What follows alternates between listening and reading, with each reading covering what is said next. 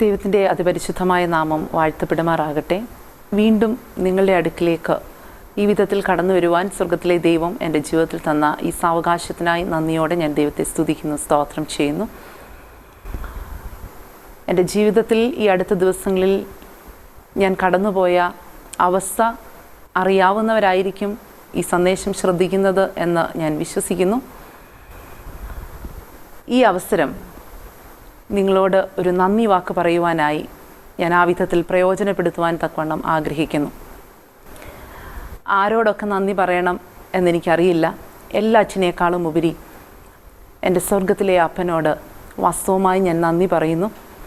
കാരണം ജീവിതത്തിൽ പ്രതികൂലങ്ങളൊക്കെ വരുമ്പോൾ പെട്ടെന്ന് തളർന്നു പോകുന്ന ഒരു പ്രകൃതം എനിക്കുണ്ടായിരുന്നു. പക്ഷേ അതിൽ നിന്നൊക്കെ വ്യത്യസ്തമായി എൻ്റെ പ്രിയപ്പെട്ടവൻ ഈ ലോകത്തിൽ നിന്ന് മാറ്റപ്പെട്ട ആ സെക്കൻഡ് മുതൽ എൻ്റെ ഉള്ളിൽ എൻ്റെ അപ്പൻ സകല ബുദ്ധിയെയും കവിയുന്ന ഒരു ദൈവിക സമാധാനം തരികയും അത് നിലനിർത്തുകയും ചെയ്യുകയുണ്ടായി. ആ വിധത്തിൽ സ്വർഗത്തിലെ ദൈവം എന്നെ കരുതിയ അവൻ്റെ ആ മഹാകരുണയ്ക്കായി നന്ദിയോടെ ഞാൻ ദൈവത്തെ സ്തുതിക്കുന്നു, സ്തോത്രം ചെയ്യുന്നു. ദൈവം എന്നെ ആ വിധത്തിൽ താങ്ങിയില്ലായിരുന്നുവെങ്കിൽ ഈ പ്രതികൂലത്തിൽ ഈ അവസ്ഥയിൽ പിടിച്ചു നിൽക്കുവാൻ എനിക്ക് കഴിയുമായിരുന്നു എന്നെനിക്ക് തോന്നുന്നില്ല. അതിനോടൊപ്പം തന്നെ ധാരാളം ദൈവമക്കൾ എനിക്ക് വേണ്ടി പ്രാർത്ഥിച്ചു. കേരളത്തിൽ നിന്നല്ല, ഇന്ത്യയുടെ വിവിധ ഭാഗങ്ങളിൽ, ഗൾഫിൻ്റെ പ്രദേശങ്ങളിൽ, ലോകത്തിൻ്റെ വിവിധ ഭാഗങ്ങളിലിരുന്ന് എനിക്ക് നേരിട്ട് അറിയാവുന്നതും അറിയാൻ യാതൊരു സാധ്യതയും ഇല്ലാതിരുന്നതുമായ ധാരാളം പേർ എനിക്ക് വേണ്ടി വളരെയധികം ദൈവത്തോട് പ്രാർത്ഥിച്ചു. നിങ്ങളോട് എനിക്ക് എങ്ങനെ നന്ദി പറയണം എന്നെനിക്കറിയില്ല.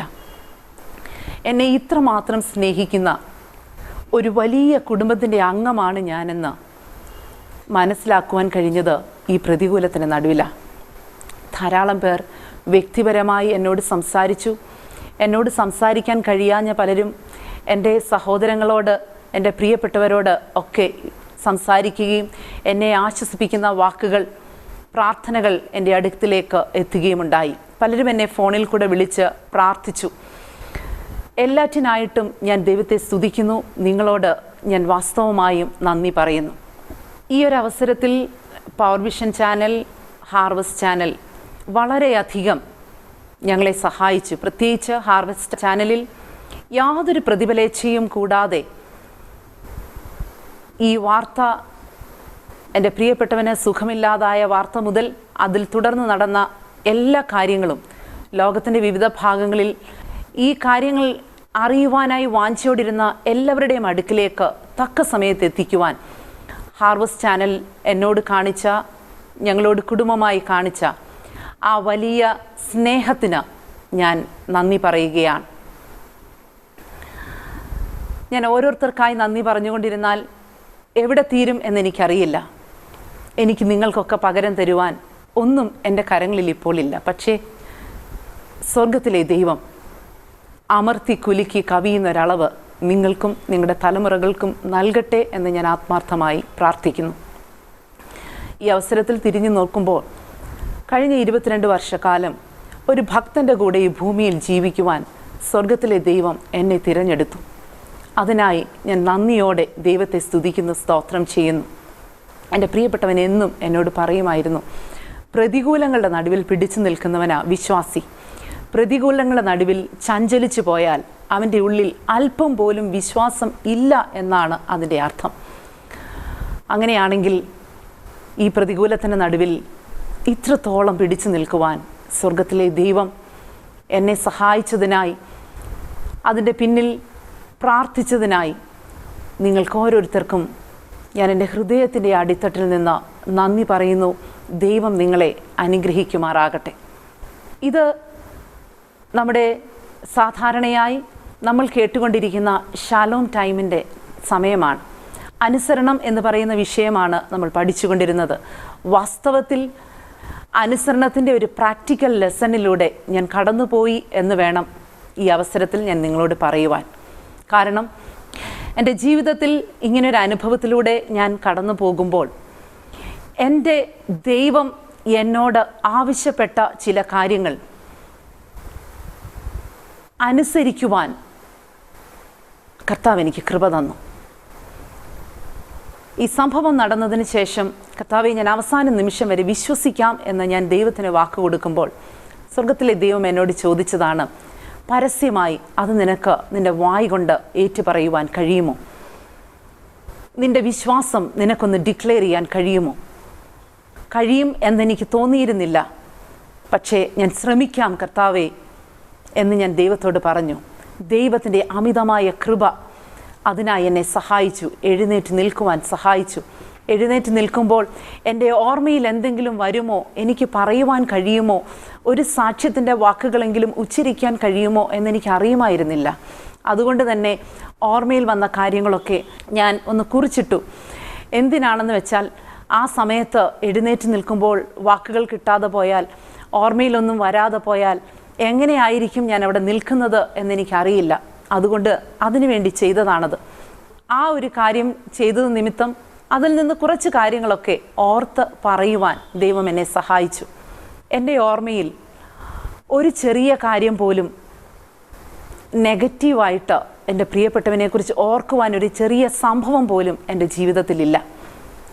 അതങ്ങനെ പ്രസ്താവിക്കുവാൻ ഞാൻ തുനിഞ്ഞപ്പോൾ സ്വർഗത്തിലെ അപ്പൻ എനിക്ക് വാക്കുകളെ തന്നു, കൃപ തന്നു. ആ കൂട്ടത്തിന് നടുവിൽ ഒന്ന് എഴുന്നേറ്റ് നിൽക്കുവാൻ, സാക്ഷീകരിപ്പാൻ സ്വർഗത്തിലെ ദൈവം എന്നെ സഹായിച്ചതിനായി ഞാൻ മനഃപൂർവ്വമായി ദൈവത്തെ സ്തുതിക്കുന്നു, സ്തോത്രം ചെയ്യുന്നു. നിങ്ങൾക്കെല്ലാവർക്കും, പ്രാർത്ഥിച്ചവർക്കും തുടർന്ന് പ്രാർത്ഥിക്കുവാനായി വാക്ക് പറഞ്ഞവർക്കും എല്ലാവർക്കും ആയി ഞാൻ ദൈവത്തെ സ്തുതിക്കുന്നു, സ്തോത്രം ചെയ്യുന്നു. കഴിഞ്ഞ ചില നാളുകളിൽ നമ്മൾ കേട്ടുകൊണ്ടിരുന്നത് അനുസരിക്കുന്നതിനെക്കുറിച്ചാണ്. അനുസരണത്തെക്കുറിച്ച് പറഞ്ഞപ്പോൾ കാണുന്ന മണ്ഡലത്തിൽ അസ്ഥികളെ നോക്കി പ്രവചിക്കുന്നതിനെക്കുറിച്ച് നമ്മൾ കേട്ടു. എന്നാൽ കാണാത്ത മണ്ഡലത്തിൽ കാറ്റിനെ നോക്കി പ്രവചിക്കുന്നതിനെക്കുറിച്ച് നമ്മൾ കേൾക്കുകയുണ്ടായി. കാറ്റ് കാണാത്ത ഒരു മണ്ഡലമാണ്. നമ്മുടെ നഗ്നനേത്രങ്ങൾ കൊണ്ട് കാണാൻ കഴിയുന്നില്ലെങ്കിലും അത് ഇല്ല എന്ന് നമുക്ക് പറയാൻ കഴിയില്ല.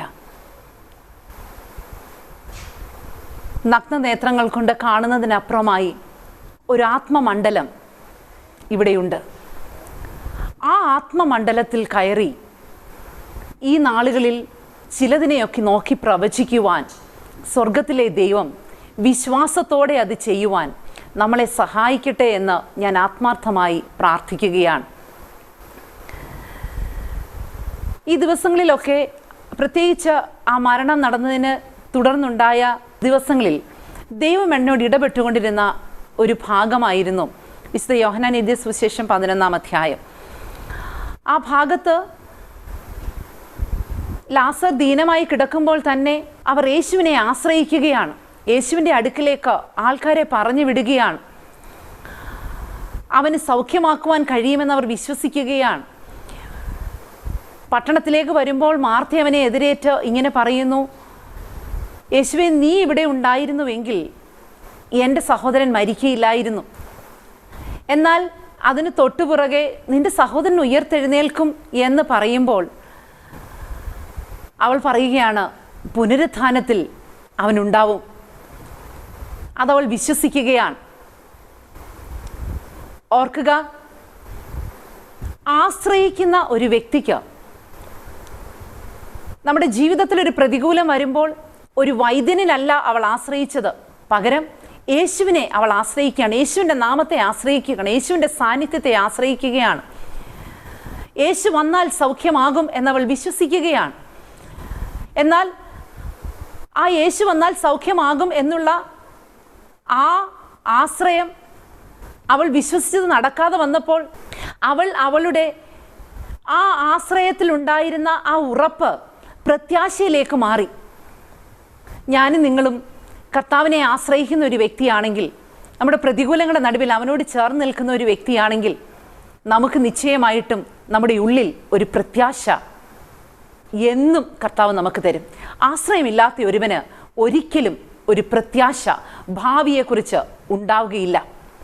പക്ഷേ എന്നാൽ ഓർക്കുക, ഇതേ സ്റ്റേറ്റ്മെൻറ്റ് നീ ഇവിടെ ഉണ്ടായിരുന്നുവെങ്കിൽ എൻ്റെ സഹോദരൻ മരിക്കില്ലായിരുന്നുവെന്ന് മാർത്ത പറഞ്ഞ അതേ സ്റ്റേറ്റ്മെൻറ്റ് മറിയ റിപ്പീറ്റ് ചെയ്യുന്നുണ്ട്. പക്ഷേ മറിയ അത് റിപ്പീറ്റ് ചെയ്തപ്പോൾ ആ ഭാഗത്ത് നമുക്ക് വായിക്കാൻ കഴിയുന്നത് യേശു ഉള്ളം നൊന്ത് മറിയ കരയുന്നതും അവളോട് കൂടെ നിൽക്കുന്ന യഹൂദന്മാർ കരയുന്നതും കണ്ടിട്ട് അവരോട് ചേർന്ന് കരഞ്ഞു എന്ന് നമ്മൾക്ക് വായിക്കാനായിട്ട് കഴിയുന്നുണ്ട്. എന്നാൽ ഓർക്കുക, മാർത്ത അത് പറഞ്ഞപ്പോൾ യേശുവിൻ്റെ ഉള്ളം നൊന്തില്ല. പക്ഷേ മറിയ അത് പറഞ്ഞപ്പോൾ യേശുവിൻ്റെ ഉള്ളം നൊന്തു. എന്താണെന്നറിയാമോ? ദൈവത്തിൻ്റെ പക്കലിരുന്ന്, ദൈവത്തിൻ്റെ അടുക്കലിരുന്ന്, യേശുവിൻ്റെ കാൽപാദത്തിലിരുന്ന് നല്ല അംശം തിരഞ്ഞെടുത്ത മറിയയെ നീ ഇത് പറയുമ്പോൾ ഹല്ലേലൂയ സ്തോത്രം, യേശുവിൻ്റെ ഹൃദയം കലങ്ങുകയാണ്. നമുക്ക് യേശുവിൻ്റെ ഹൃദയത്തെ കലക്കുന്ന ഒരു വിശ്വാസമല്ല, യേശുവിൻ്റെ ഹൃദയത്തെ വേദനിപ്പിക്കുന്ന ഒരു വിശ്വാസമല്ല. യേശുവിനെ പൂർണ്ണമായി ആശ്രയിക്കുകയും അവനിൽ വിശ്വസിക്കുകയും, വിശ്വസിച്ചാൽ നീ ദൈവത്തിൻ്റെ മഹത്വം കാണുമെന്ന് അവളോട് പറഞ്ഞ് ഉറപ്പിച്ച് അവൾക്ക് വേണ്ടി അത്ഭുതം ചെയ്തു കൊടുത്ത ആ വിശ്വാസം നമ്മളിൽ ഉണ്ടാകുവാൻ ഈ ദിവസങ്ങളിൽ നമുക്ക് പ്രാർത്ഥിക്കാം. ഞാൻ എൻ്റെ സന്ദേശം നീട്ടുന്നില്ല. എൻ്റെ സ്വന്തം സഹോദരൻ പാസ്റ്റർ തോമസ് ചാക്കോ നമ്മോടൊപ്പമുണ്ട്. അദ്ദേഹം നമ്മളോട് ഒരു അനുഗ്രഹിക്കപ്പെട്ട ദൂത് പറയും എന്ന് ഞാൻ വിശ്വസിക്കുകയാണ്. നമുക്ക് അതുകൊണ്ട് ആ സന്ദേശത്തിലേക്ക് ശ്രദ്ധിക്കാം. ഒരിക്കൽ കൂടി എന്നെ ഓർത്ത് പ്രാർത്ഥിച്ച എല്ലാവർക്കും ഞാൻ നന്ദി പറയുന്നു. എന്നെ ഓർത്ത്, ശുശ്രൂഷയോർത്ത് വീണ്ടും പ്രാർത്ഥിക്കാൻ പോകുന്നവർക്കായി ഞാൻ അഡ്വാൻസായി നിങ്ങൾക്ക് നന്ദി പറയുന്നു. ദൈവം നിങ്ങളെ അനുഗ്രഹിക്കുമാറാകട്ടെ. ദൈവത്തിൻ്റെ അതിപരിശുദ്ധമായ നാമം വാഴ്ത്തപ്പെടുമാറാകട്ടെ. വീണ്ടും ഒരിക്കൽ കൂടെ നമുക്ക് ദൈവത്തിൻ്റെ വചനം ശ്രവിക്കുവാൻ, ദൈവസന്നിധിയിലായിരിക്കുവാൻ കർത്താവ് നമുക്ക് അവസരം തന്നല്ലോ. അതിന് നമുക്ക് കർത്താവിന് സ്തോത്രം ചെയ്യാം. പ്രതികൂലത്തിൻ്റെയും പ്രതിസന്ധിയുടെയും വേദനയുടെയും രോഗത്തിൻ്റെയും നടുവിലായിരിക്കുന്ന സകല ജീവിതങ്ങൾക്കും വിശുദ്ധ വേദപുസ്തകം പറയുന്നു, ദൈവവചനമാണ് ആശ്വാസം, ദൈവവചനമാണ് വിടുതൽ. ആകയാൽ എന്നെ കേൾക്കുന്ന സകല പ്രിയപ്പെട്ടവരെയും ഈ ഒരു വചന ശുശ്രൂഷയിലേക്ക് ഞാൻ സ്നേഹപൂർവ്വം സ്വാഗതം ചെയ്യുകയാണ്. സ്വല്പസമയത്തെ ചിന്തയ്ക്കായി വിശുദ്ധ വേദപുസ്തകത്തിലേക്ക് നാം കണ്ണോടിക്കുമ്പോൾ പലവിധ കാറ്റുകളെപ്പറ്റി വിശുദ്ധ വേദപുസ്തകം നമ്മളെ പരിചയപ്പെടുത്തുന്നുണ്ട്. ലോകമനുഷ്യർ കാറ്റുകളെ ഭയപ്പെടുമ്പോൾ ദൈവിക കൃപ പ്രാപിച്ചിട്ടുള്ള ദൈവിക വിശ്വാസികൾ കാറ്റുകളെ സ്വാഗതം ചെയ്യുന്നതായി, കാറ്റുകളെ പ്രാപിക്കുന്നതായി വിശുദ്ധ വേദപുസ്തകം കാണുന്നു. ഒന്നാമതായി അപ്പോസ്തല പ്രവൃത്തികൾ അതിൻ്റെ 2-ാം അധ്യായം 1 മുതൽ 4 വരെയുള്ള വാക്യങ്ങളിൽ നാം കാണുന്നു, കർത്താവായ യേശുക്രിസ്തു മരിച്ചു ഉയർത്തെഴുന്നേറ്റ് തൻ്റെ മടങ്ങിവരവിനെ ഉറപ്പിച്ചു പറഞ്ഞ ശേഷം പിതാവിൻ്റെ വലത്തുഭാഗത്തേക്ക് പോകുന്നതിന് മുമ്പായി ശിഷ്യന്മാരോടായി പറയുന്നു, ഞാൻ മടങ്ങി വരും, എന്നാൽ പിതാവിൽ നിന്ന് കേട്ട വാഗ്ദത്തം പ്രാപിക്കാനായി നിങ്ങൾ കാത്തിരിക്കണം. അങ്ങനെ ശിഷ്യന്മാർ ഒരുമിച്ച് മാളിക മുറിയിൽ വാഗ്ദത്തത്തിനായി കാത്തിരിക്കുമ്പോൾ ഒന്നാമത്തെ കാറ്റ് അവിടെ പ്രത്യക്ഷപ്പെടുന്നു. വളരെ ശക്തിയോടെ കൊടിയ കാറ്റടിക്കുന്നത് പോലെ ആത്മാവിൻ്റെ കാറ്റ് അവിടെ അടിക്കുന്നു. ആ കാറ്റിനൊരു പ്രത്യേകതയുണ്ട്. അവിടെ വായിക്കുമ്പോൾ നമുക്ക് വളരെ ശ്രദ്ധാപൂർവം ശ്രദ്ധിച്ചാൽ കാണാൻ കഴിയും. അവിടെ ആ കാറ്റിൻ്റെ പ്രത്യേകത എന്ന് പറയുന്നത് അവർ ഇരുന്നിരുന്ന സ്ഥലം മുഴുവൻ നിറച്ചതായി കാണുവാൻ സാധിക്കുന്നു. ആത്മാവിൻ്റെ കാറ്റ് എന്ന് പറയുന്നത് നാം ഇരിക്കുന്നിടത്ത്, നാം എവിടെയാണെങ്കിലും ഏതവസ്ഥയിലാണെങ്കിലും വിശ്വാസത്തോടെ ഇരിക്കുന്നുവെങ്കിൽ നാം ഇരിക്കുന്നിടത്ത് നിറയ്ക്കുന്ന ഒരു സാന്നിധ്യമാണ് ആത്മാവിൻ്റെ കാറ്റ് എന്ന് പറയുന്നത്. അവർ ഇരുന്നിരുന്ന വീട് മുഴുവൻ നിറഞ്ഞു എന്ന് വേദപുസ്തകത്തിൽ പറയുന്നു. അപ്പോൾ നാം ഇരിക്കുന്നിടത്ത് നിറയുക മാത്രമല്ല, അടുത്ത വാക്യം പറയുന്നു, അവരുടെ ഓരോരുത്തരുടെ മേൽ അത് പതിഞ്ഞു എന്ന്. സ്തോത്രം, ഹല്ലേലൂയ. അപ്പോൾ ഈ ആത്മാവിൻ്റെ അഭിഷേകം എന്ന് പറയുന്നത്, ആത്മാവിൻ്റെ കാറ്റ് എന്ന് പറയുന്നത് നാം ഇരിക്കുന്നിടത്ത് മാത്രം നിറയ്ക്കുകയല്ല, നമ്മുടെ മേൽ, നമ്മുടെ ഹൃദയത്തിൻ്റെ നിലവാരം, നമ്മുടെ വിശ്വാസത്തിൻ്റെ നിലവാരം അനുസരിച്ച് അതിനെ നിറയ്ക്കുന്നതാണ് ഈ അഭിഷേകത്തിൻ്റെ കാറ്റ് എന്ന് പറയുന്നത്. ശിഷ്യന്മാർ മാളിക റൂമിൽ ഇരുന്ന് പ്രാപിച്ചതുപോലെ ഇപ്പോൾ എന്നെ കേൾക്കുന്ന പ്രിയമക്കൾ, നിങ്ങൾ എവിടെയായിരിക്കുന്നോ അവിടെ ഇരുന്ന് ദൈവസന്നിധിയിൽ മുട്ടിപ്പോടെ ഏകമനസ്സോടെ ഏകഹൃദയത്തോടെ നിങ്ങൾ പ്രാർത്ഥിക്കുമെങ്കിൽ നിങ്ങൾ ഇരിക്കുന്നിടത്ത് നിറയ്ക്കുവാൻ ദൈവത്തിൻ്റെ സാന്നിധ്യം മതി. നിങ്ങളുടെ മേൽ ഇറങ്ങുന്നൊരു ദൈവ സാന്നിധ്യമുണ്ട് എന്ന് തിരിച്ചറിയുക. എന്നാൽ ആത്മാവിൻ്റെ അഭിഷേകം പ്രാപിച്ച് അത് നിറയുക മാത്രമല്ല, അടുത്ത തലത്തിലേക്ക് നാം മാറുകയാണ്. പുറപ്പാട് പുസ്തകം അതിൻ്റെ 14-ാം അധ്യായം അതിൻ്റെ 21-ാമത്തെ വാക്യത്തിൽ വ്യക്തമായി കാണുന്നുണ്ട്, മിസ്രൈമിൽ കിടന്ന ഇസ്രായേൽ ജനത്തെ മോശ നയിച്ച് മുൻപോട്ട് കൊണ്ടുപോകുന്നതായി നമുക്ക് കാണുവാൻ സാധിക്കും. അവിടെ അവർ മുമ്പോട്ട് പോകുമ്പോൾ അവരുടെ മുമ്പിൽ പ്രതികൂലമായൊരു ചെങ്കടൽ നിൽക്കുകയാണ്. പുറകോട്ട് തിരിഞ്ഞു നോക്കുമ്പോൾ ഫറവോനും സൈന്യവും നിൽക്കുകയാണ്. രണ്ട് സൈഡിലും മലനിരകൾ നിൽക്കുകയാണ്. ശത്രുവായവൻ 4 സൈഡും അടച്ചു വെച്ച് മുൻപോട്ട് രക്ഷപ്പെടുവാൻ കഴിയാതെ വണ്ണം ഇസ്രായേൽ ജനത്തെ കുഴച്ചു വെച്ചിരിക്കുന്നതായി കാണാം. എന്നെ കേൾക്കുന്ന പലർക്കും ഈ ഒരു അവസ്ഥയായിരിക്കാം. ഒരുപക്ഷെ ശത്രുവായവൻ നിങ്ങളെ 4 സൈഡും മൂടിക്കെട്ടി മുൻപോട്ട് പോകുവാൻ കഴിയാതെ, ഒരു ഉയർച്ച തരുവാൻ കഴിയാതെ, ഒരു വിടുതൽ തരുവാൻ കഴിയാതെ, നിങ്ങളുടെ ജീവിതത്തെ 4 സൈഡും ചുറ്റി നിങ്ങളെ തകർത്ത് കളയുവാൻ ഉദ്ദേശിച്ചു കൊണ്ടിരിക്കുന്ന ശത്രുവിൻ്റെ പോരാട്ടത്തിലായിരിക്കുന്ന വ്യക്തി ജീവിതങ്ങളെ ഇന്ന് ഈ സമയം ഞാനൊരു സത്യം വിളിച്ചു പറയട്ടെ. ഇസ്രായേൽ ജനത്തിൻ്റെ 4 സൈഡും അടച്ചിട്ടെങ്കിലും അവരുടെ മുകൾ വശം ഓപ്പണായിരുന്നു, അവരുടെ ടോപ്പ് ഓപ്പണായിരുന്നു. അവർ ഉയരത്തിലേക്ക് നോക്കി. അതാ ദൈവത്തിൻ്റെ ഒരു കൽപ്പന മോശയോട് പറയുന്നു, നീ വടി നീട്ടുക. ആമീൻ, ഹല്ലേലൂയ, സ്തോത്രം, ഹല്ലേലൂയ. എന്നെ കേൾക്കുന്ന ദൈവ പൈതലേ, ദൈവത്തിൻ്റെ കൽപ്പന നീ പ്രമാണിക്കുന്നുവെങ്കിൽ പ്രതികൂലമായി വരുന്ന ഹല്ലേലൂയ പ്രശ്നമായി വരുന്ന, വേദനയായി വരുന്ന, രോഗമായി വരുന്ന എന്ത് തന്നെ ആയിക്കൊള്ളട്ടെ, ഉയരത്തിൽ നിന്ന് വാതുകെട്ടുന്ന സകല ശത്രുവിൻ്റെ പോരിനെയും തകർക്കുവാൻ ഇതാ ദൈവം ഒരു കൽപ്പന ഇറക്കുന്നു. ആ കൽപ്പന മോശ അനുസരിക്കുവാൻ തയ്യാറായപ്പോൾ അവിടെ എഴുതിയിരിക്കുന്ന വചനം ഇങ്ങനെയാണ്, രാത്രി മുഴുവൻ ഒരു കിഴക്കൻ കാറ്റ് അടുപ്പിച്ച് ചെങ്കടലിനെ 2ആയി വിഭാഗിച്ചു കളഞ്ഞു. Praise God, hallelujah. എന്നാൽ എന്നെ കേൾക്കുന്ന ദൈവപൈതലേ, 4 ചുറ്റുപാടും അടച്ചു വെച്ച് ശത്രുവായവൻ തകർക്കുമെന്ന് പറയുമ്പോൾ ഇതാ ഉയരത്തിൽ നിന്നൊരു ശബ്ദം, ഒരു കൽപ്പന.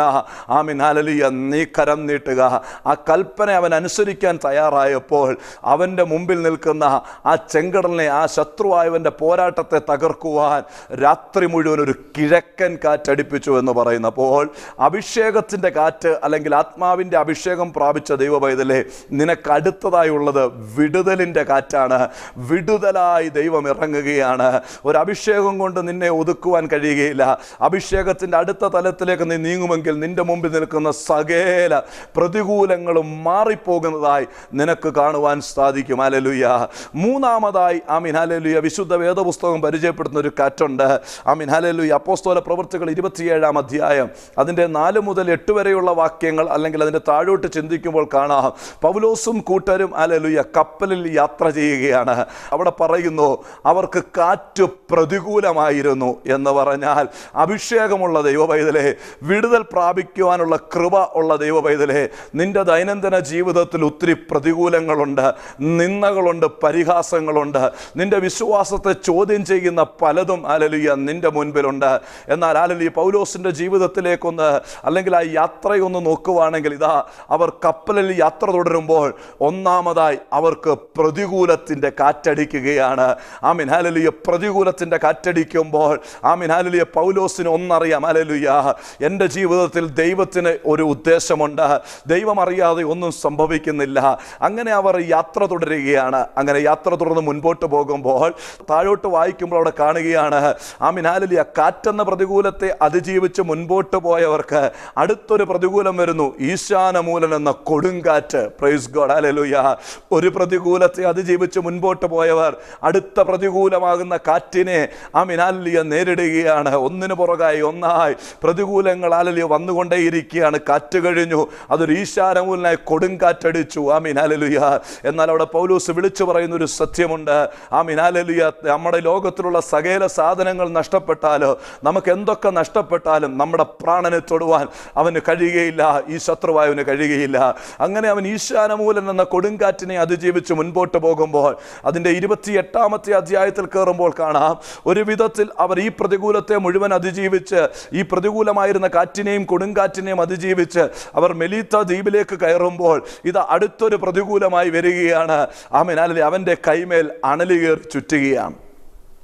ഈ 3 പ്രതികൂലങ്ങളും വരുമ്പോൾ ഒരുപക്ഷെ സാധാരണ അഭിഷേകമില്ലാത്ത, വിടുതലിൻ്റെ കൃപയില്ലാത്തൊരു മനുഷ്യൻ പുറകോട്ട് പോകുവാൻ സാധ്യതയുണ്ട്. എന്നാൽ പൗലോസ് വ്യക്തമായി ധൈര്യത്തോടെ മുൻപോട്ട് പോകുന്നു. പൗലോസിനൊന്നറിയാം, പ്രതികൂലം എൻ്റെ ജീവിതത്തിൽ ഏറുമ്പോൾ എന്നിലൂടെ ദൈവത്തിനൊരു അത്ഭുതം ചെയ്യുവാൻ ദൈവത്തിന് ഉദ്ദേശമുണ്ട്. മെലിത്ത ദ്വീപിന തണലി അവൻ്റെ കരത്തിൽ ചുറ്റുമ്പോൾ അവനതിനെ കുടഞ്ഞു കളയുന്നു. ഹല്ലേലൂയ. പൗലോസിനോടൊരു ചോദ്യമുണ്ട്, എന്താ പൗലോസേ നീ അത് കുടഞ്ഞു കളഞ്ഞത്? നീ എന്താ പേടിക്കാഞ്ഞത്? ആമേനാൽ ഒരു വചനം അവൻ്റെ ഹൃദയത്തിലുണ്ട്. പാമ്പിനെയും ഹല്ലേലൂയ, ശത്രുവിനെയും ഹല്ലേലൂയ, തേളിനെയും ഹല്ലേലൂയ, ശത്രുവിൻ്റെ സകല ബലത്തെയും ചവിട്ടിക്കളയുവാനുള്ള ആമേനാൽ ദൈവത്തിൻ്റെ വലിയൊരു അധികാര കൈമാറ്റം പൗലോസിന്മേൽ കിടക്കുന്നത് കൊണ്ട് ആ ഒരു ശത്രുവായവനും അവനെ തൊടുവാൻ കഴിയുകയില്ല. ഈ 3 പ്രതികൂലങ്ങളും അവൻ്റെ ജീവിതത്തിൽ വന്നപ്പോൾ അവൻ പതറിപ്പോകാതെ, അവൻ പിന്മാറിപ്പോകാതെ ഉറച്ച വിശ്വാസത്തോടെ മുൻപോട്ട് പോയെങ്കിൽ ഹല്ലേലൂയ, അതിൻ്റെ താഴോട്ട് വായിക്കുന്നു, ആ ദ്വീപിനകത്ത് അവൻ ഒരു അത്ഭുതമായി മാറി. ഹല്ലേലൂയ. പ്രതികൂലത്തെ അതിജീവിച്ച പൗലോസ് അനേകരെ അവിടെ സൗഖ്യമാക്കി. കപ്പലിൽ വെച്ച് അവർക്ക് നഷ്ടപ്പെട്ടത് മുഴുവൻ, അല്ലെങ്കിൽ അതിനിരട്ടിയായി സമ്മാനമായി വളരെ സ്വീകരണത്തോടെ ധാരാളമായ ലൗകിക പ്രതിഫലങ്ങളും ലഭിച്ചു എന്ന് പറയുന്നു. എന്നാൽ എന്നെ കേൾക്കുന്ന ദൈവ പൈതലേ, ആത്മാവിൻ്റെ വിടുതൽ പ്രാപിച്ച്, വിടുതലിൻ്റെ കൃപ പ്രാപിച്ച് മുൻപോട്ട് പോകുന്ന ദൈവ പൈതലേ, നിന്റെ ജീവിതത്തിൽ രോഗങ്ങൾ വരാം, നിന്റെ ജീവിതത്തിൽ വേർപാടുകൾ വരാം, നിന്റെ ജീവിതത്തിൽ ദുഃഖങ്ങൾ അനവധി വരാം. എന്നാൽ നീ വിശ്വാസത്തിൽ മുറുകെ പിടിച്ചുകൊണ്ട് നിൽക്കുമ്പോൾ, നിന്നാ വാക്കുകളാൽ, കുത്തുവാക്കുകളാൽ, പിറുപിറുത്താൽ നിന്നെ നശിപ്പിക്കുവാൻ ശ്രമിക്കുമ്പോൾ, നിന്റെ വിശ്വാസത്തിൽ, നീ അറിഞ്ഞ വിശ്വാസത്തിൽ നിന്നെ തന്നെ ഒന്ന് സമർപ്പിച്ചുകൊണ്ട് മുറുകെ പിടിക്കുമെങ്കിൽ, ആമേൻ ഹല്ലേലൂയ, കാറ്റിനെയും പ്രതികൂലമാകുന്ന ഈശാനമൂലനെ, പ്രതികൂലമാകുന്ന അണലിയെയും ഹല്ലേലൂയ തകർത്തെറിഞ്ഞ് നീ മുന്നേറുമെങ്കിൽ, ഇതാ നീ ഒരു അത്ഭുതമാകാൻ മാറുകയാണ്, നീ ഒരു അത്ഭുതമായി മാറുകയാണ്. നിന്നിലൂടെ അനേകർ ദൈവനാമത്തിൽ സൗഖ്യമാകാൻ പോവുകയാണ്.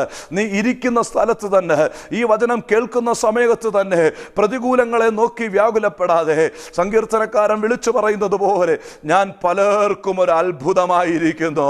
എന്നെ കേൾക്കുന്ന ദൈവപൈതലേ, നീ പ്രതികൂലത്തിന്റെ നടുവിലാണോ? നീ പ്രയാസത്തിന്റെ നടുവിലാണോ? വേദനയുടെ നടുവിലാണോ? നിന്നയുടെ നടുവിലാണോ? ആരുമില്ലാത്ത അവസ്ഥയിലാണോ? എന്നാൽ ഇന്ന് ഈ സമയം നിന്നെ ദൈവം ബലപ്പെടുത്തുകയാണ്. അഭിഷേകത്തിന്റെ കാറ്റിറക്കി, വിടുതലിന്റെ കാറ്റിറക്കി. ഇതാ മൂന്നാമതായി നീ ഇരിക്കുന്നിടത്ത് പ്രതികൂലത്തെ അതിജീവിക്കുവാനുള്ള ഒരു വലിയ ദൈവകൃപ നിന്റെ മേൽ വരികയാണ്. ആ പ്രതികൂലത്തെ നീ അതിജീവിക്കുമെങ്കിൽ, നീ പ്രതികൂലത്തെ അതിജീവിച്ച് മുന്നേറുമെങ്കിൽ, നീ അനേകർക്ക് ഒരു അത്ഭുതമാകാൻ മാറുകയാണ്. അങ്ങനെയാണെങ്കിൽ ഈ 3 അവസ്ഥയിൽ നീ ഒന്നായിത്തീരുവാൻ കഴിഞ്ഞാൽ, അഭിഷേകത്താൽ നിറഞ്ഞ് വിടുതൽ പ്രാപിക്കുവാനുള്ള ആമീൻ കൃപയിൽ നിറഞ്ഞ് പ്രതികൂലത്തെ അതിജീവിച്ച് മുന്നേറുവാൻ നിനക്ക് സാധിക്കുമെങ്കിൽ, ഇതാ നീ അറിയാത്തൊരു നന്മയുടെ കാറ്റ് നിനക്കായി ദൈവം ഒരുക്കുകയാണ്. നന്മയുടെ കാറ്റ് എന്താണ്? സംഖ്യാപുസ്തകം 11-ാം അധ്യായം അതിൻ്റെ 31-ാമത്തെ വാക്യത്തിൽ കാണുന്നു. ഹല്ലേലൂയ. സമുദ്രത്തിൽ നിന്ന് ഒരു കാറ്റടിപ്പിച്ച്, ഹല്ലേലൂയ, ഇസ്രായേൽ മക്കൾക്ക് കൈയെത്തുന്ന ദൂരത്ത് പിടിക്കത്തക്ക കാടപ്പക്ഷിയെ കൊണ്ടു നിർത്തുന്ന ഒരു ദൈവം. ആമീൻ ഹല്ലേലൂയ. എന്നെ കേൾക്കുന്ന ദൈവ പൈതലേ, അടഞ്ഞു എന്ന് പറയുമ്പോൾ, തീർന്നുപോയി എന്ന് പറയുമ്പോൾ, നീ അറിയാത്ത ചില വഴികളിൽ, നീ അറിയാത്ത ചില മേഖലകളിൽ നിന്ന്, നീ ചിന്തിച്ചിട്ട് പോലും ഇല്ലാത്ത മേഖലകളിൽ നിന്ന് ചില നന്മകളെ കൊണ്ടുവന്ന് നിന്റെ കരങ്ങളിലെത്തിക്കുവാൻ ദൈവത്തിന് ഉദ്ദേശമുണ്ട്. ആമീൻ ഹല്ലേലൂയ. എന്നെ കേൾക്കുന്ന ദൈവ പൈതലേ, ഈ വചനം ശ്രമിച്ച ദൈവ പൈതലേ, ഞാൻ നിങ്ങളോട് വാസ്തവമായി എൻ്റെ ഹൃദയത്തിൻ്റെ ആഴത്തിൽ നിന്ന് പകരട്ടെ.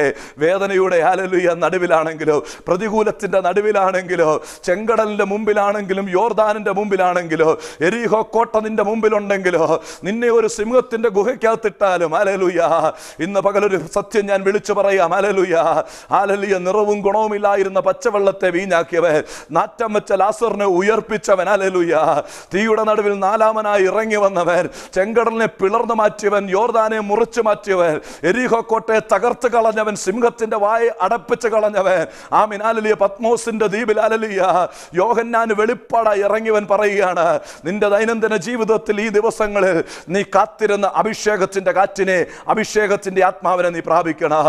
അവിടെ നീ ഒതുങ്ങരുത്. അടുത്ത തലം നീ വിടുതലിന്റെ കൃപ പ്രാപിക്കുവാൻ നീ ഇറങ്ങണം. മൂന്നാമതായി, നിന്റെ ജീവിതത്തിൽ പ്രതികൂലങ്ങൾ ആഞ്ഞടിക്കുമ്പോൾ പ്രതികൂലത്തെ അതിജീവിക്കുവാനുള്ള കൃപ നിന്നിലുണ്ടെങ്കിൽ നീ പലർക്കും ഒരു അത്ഭുതമാകും. യേശു ചെയ്തതിനേക്കാൾ വലിയ അത്ഭുതങ്ങൾ, അപ്പോസ്തലന്മാർ ചെയ്തതിനേക്കാൾ വലിയ അത്ഭുതങ്ങൾ നിന്നിലൂടെ ഈ ലോകം കാണാൻ പോവുകയാണ്. നീ ഇരിക്കുന്നിടത്തൊരു അത്ഭുതമാകാൻ മാറുകയാണ്. നിന്റെ സകല രോഗങ്ങളും മാറുകയാണ്. നീ ഒരു വിടുതലായി മാറുകയാണ്. നിന്റെ സ്ഥിതി മാറുകയാണ്. നാലാമതായി ഞാൻ പഠിച്ച നന്മയുടെ കാറ്റ്. ഇതാ നീ ഇരിക്കുന്നിടത്ത് ആമേൻ നിന്റെ ആഗ്രഹങ്ങളെ നിവർത്തിക്കുന്ന ദൈവ. സമുദ്രത്തിൽ നിന്ന് ഹല്ലേലൂയ കാറ്റടിച്ച് കാടപ്പക്ഷികളെ കൊണ്ട് നിർത്തിയതുപോലെ ഇതാ നീ ഇരിക്കുന്നിടത്ത് ചിലയിടത്തു നിന്നൊരു നന്മ ഹല്ലേലൂയ. നീ ഹല്ലേലൂയ നീ ഇരിക്കുന്നിടത്ത് തന്നെ ഹല്ലേലൂയ ഒരു വിടുതൽ ഹല്ലേലൂയ. Amen hallelujah. മെഡിക്കൽ സയൻസുകൾ തോക്കുന്ന ആമേൻ ഹല്ലേലൂയ അനേകം മരുന്നുകൾ ഫലിക്കാതെ വരുമ്പോൾ ഇതാ ഈ വചനം നിങ്ങളുടെ മേൽ പകരുകയാണ്. കണ്ണുകളെ അടച്ച് ഹല്ലേലൂയ ശോധന ചെയ്യാം. ഹല്ലേലൂയ. ദൈവമേ ഇന്ന് ഹല്ലേലൂയ ഈ സമയം ഹല്ലേലൂയ അഭിഷേകത്താൽ നിറച്ച് വിടുതലിനെ അയച്ച് പ്രതികൂലത്തെ അതിജീവിച്ച് അത്ഭുതമാക്കിയവനെ ഇതാ പ്രിയ കുഞ്ഞുങ്ങൾക്കായി അങ്ങ് നന്മ ഇറക്കുന്ന ദൈവമാവുകൊണ്ട് സ്തോത്രം ചെയ്യുന്നു. വിടുതലിനെ ഇറക്കുന്ന ദൈവമാവുകൊണ്ട് സ്തോത്രം ചെയ്യുന്നു. ഇസ്രായേൽ മക്കൾ ഇരുന്നിടത്ത് ആമീൻ അവർക്കുള്ളതും കൊടുത്ത ദൈവമേ ഈ കുഞ്ഞുങ്ങൾ ഇരിക്കുന്നിടത്ത് നന്മകൾ കൊണ്ട് നിറയ്ക്കണമേ. പൂർണ്ണമായി അവരെ നിറയ്ക്കണമേ. ഒരു പൂർണ്ണ വിടുതലായി പൂർണ്ണ സൗഖ്യമായി യേശുവിൻ്റെ നാമത്തിൽ ഇവർ എല്ലാ മേഖലകളിലും അനുഗ്രഹ വിഷയമായി തീരട്ടെ. യേശുവിൻ നാമത്തിൽ തന്നെ ആമേൻ.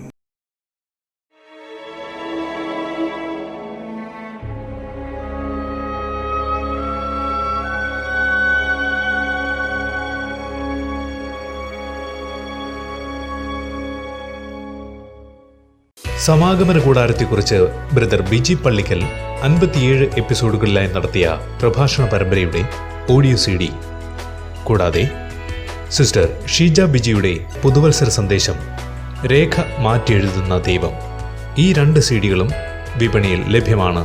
കോപ്പികൾ ആവശ്യമുള്ളവർ ബന്ധപ്പെടുക 9447 390 526 9947 810 001.